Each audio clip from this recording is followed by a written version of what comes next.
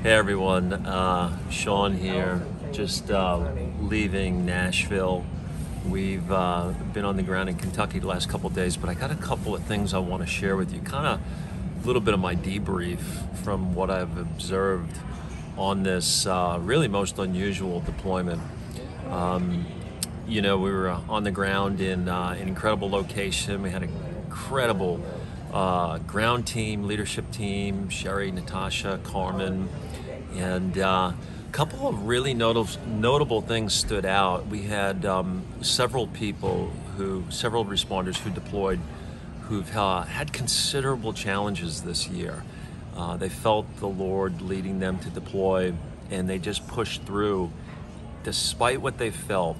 And some pretty incredible things happened for them and for all of us involved. But it was an unusual deployment because a lot of the ways that we normally serve, those opportunities really didn't arise. There was a lot of needs that were met very quickly by the local community, different churches.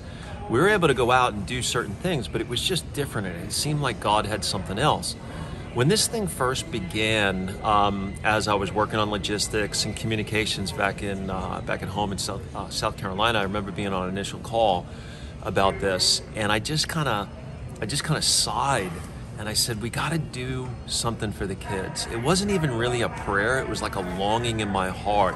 It's like right before Christmas. And make a long story short, somebody contacted us from another organization we partner with all the time. And they said, hey, what if we did a thing at Walmart for the children? And the thing just took off on its own. We didn't make it up. We didn't make it happen. It was really the feeling of going along for the ride of something that God was doing and initiating. And there's an important story, and I think this will really encourage you in your own life back at home. And so I got there on the ground, and we had a plan. We ended up going to Walmart. Walmart agreed for us to be able to do this Christmas present buying thing, and they gave us this the whole garden center. They put a big sign over the room, which was there before we got there. It was called the Joy Room, and that was a theme that had constantly come up. But Sherry Simpson, who was the deployment leader there, she had a word from the Lord a couple of days prior to this, that she said it to me. She goes, it only takes a spark. And that kind of came up in one of our nighttime prayer meetings as we were praying, like trying to find things to do, different ways to serve, where we should go. And she said, Sean, the Lord said it only takes a spark. So Carmen was there, and she goes, well, wait a minute, that's the sign at Walmart, the symbol, it's a spark. Everybody knows that. Well, I didn't know that, and I don't think many other people, but she used to work at Walmart, so she knew that. And we were like, yeah, this is about Walmart.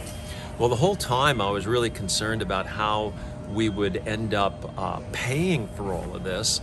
And as it turned out, we had to rush ship a new credit card that we had gotten for Cry a couple of weeks ago. It was at the base. So they shipped it, FedExed it overnight, and I told them, make sure they can guarantee it, that it can absolutely get there. And so this was on Saturday now, day before yesterday, Sunday, where we did the thing for the kids. And we started getting text alerts from FedEx that the package isn't coming, it's going to be late. Then we called, and they said, we closed down the Tennessee facility. There's no way you're going to get this package. And an interesting thing happened. We got such bad, devastating news, or what was supposed to be devastating news. And it was almost like just unbelievable. Like this can't even be real. And I took a nap, and I woke up to Sherry standing over my air mattress, waving the FedEx package with the card in it. And you know what? It turned out to be a spark card. It only takes a spark. And, wouldn't it be interesting as responders, as believers, when we're in that flow of God's narrative and what He's doing and saying in our lives, that if something contrary comes in that storyline that doesn't fit God's narrative, if we could so easily just dismiss the bad news or the wrong report and go delete, unsubscribe, return to sender. And so anyway, make a long story short, we ended up being able to do the Christmas thing. We had the money to be able to lay out, to buy all of these presents. The room was filled. It was filled with joy the entire day. We got to, maybe what you don't understand is that this population that got hit by this tornado, it was a refugee population. So these are people who were displaced from foreign countries, and for whatever reason, it's this big melting pot in Bowling Green. And so literally in the midst of, all of this, restrictions over the last couple of years in terms of doing international trips, we got to preach the gospel to nations. I mean, it was Bosnians, Croatians, many, many Muslims, different groups, Vietnamese, I mean, you name it, Congolese. There was just all of these different nations represented. It was pretty cool. And we were preaching the gospel unrestricted. And the liberty and the freedom that we had in Walmart itself, I mean, we're pushing people out the side doors, shopping carts full of toys for their kids. Everybody got loved on, everybody got prayed for, and the gospel was preached over and over again. Really amazing.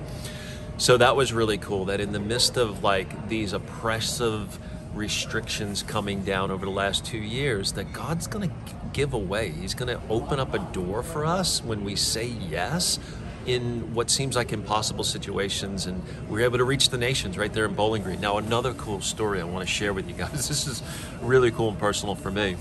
So the team went and they set up the whole thing over there at Walmart. We had decorating Christmas cookies and teddy bears and 60 pizzas and hot cocoa and food. And it was awesome. Music going, all the tables decorated. The team did amazing. What an amazing, amazing team. But we really realized that this was the main thing that we were going to do on this deployment, that it wasn't about all of the normal things that we do, but God had a very special assignment that would actually touch the nations.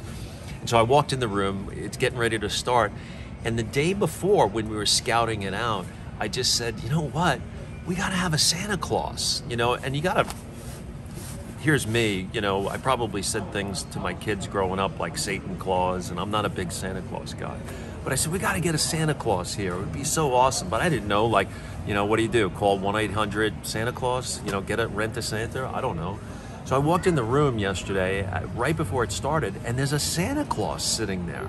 And I'm like, where did he come from? And everybody's like, we don't know. We don't know where he came from. So I walked up to him. I'm like, where did you come from?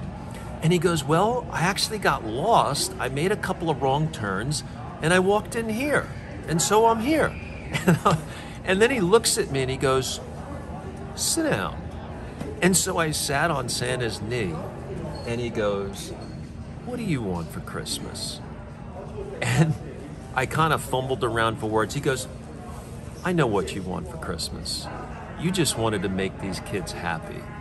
And I'm telling you, I was like, this is, how did he know that? It was quite stunning. So he ends up serving all of these kids, and the day goes on, and then it kind of wound down a little bit, and he gets up and he walks out the side door to leave, and he goes out there, and Jimmy and I were sitting there talking about where did he come from? This is kind of strange.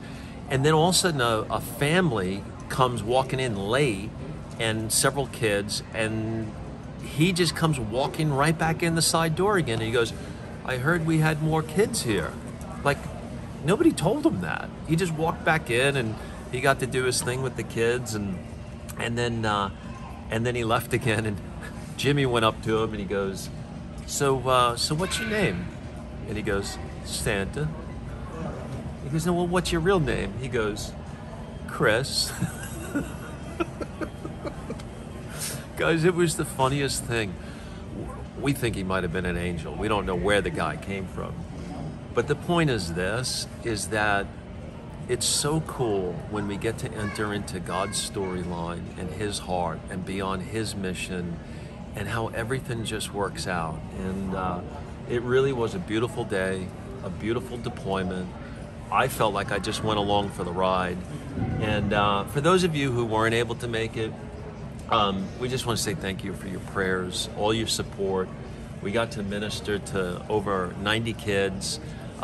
You know, we were expecting some more, but what we ended up doing, we ended up going down to the cash registers and we just started paying for people's groceries, people that looked like they could have been affected by the tornado, or maybe people who could use the help. And then we invited them down and they got loved on. And it was just a really beautiful expression of love and a real gift to be able to be a part of that and see that also. My heart is just full of gratitude.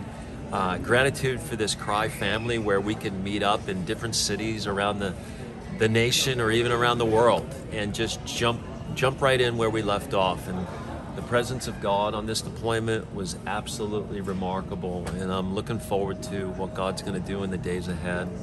And why I have you guys here, I do want to invite you guys, if you guys have the time, if you want to come volunteer at the base, or if any of you would like to volunteer remotely at home, we could use some help in some administrative ways. It would be a real blessing to our team, and I have to say that today, just because we really do need the help, and the team really wants me to reach out to you guys. So even if you can give a couple of hours a week administratively in any way, that would be a huge help. We are looking for help as well with our farm. We need somebody to help with the livestock. But all of that aside, one last thing I wanted to tell you guys, if you didn't catch this, is that we've opened up the individual weeks of Trailblazers now. You know, initially it was just open for the entire quarter, but we do want to let you know that the individual weeks are opened up because we just feel such an urgency on this message. We felt led to do that. But anyway, if I don't talk to you guys again, I just want to say Merry Christmas. God bless you guys. And I'm so privileged to be part of this Cry family. And I just love you guys. Merry Christmas.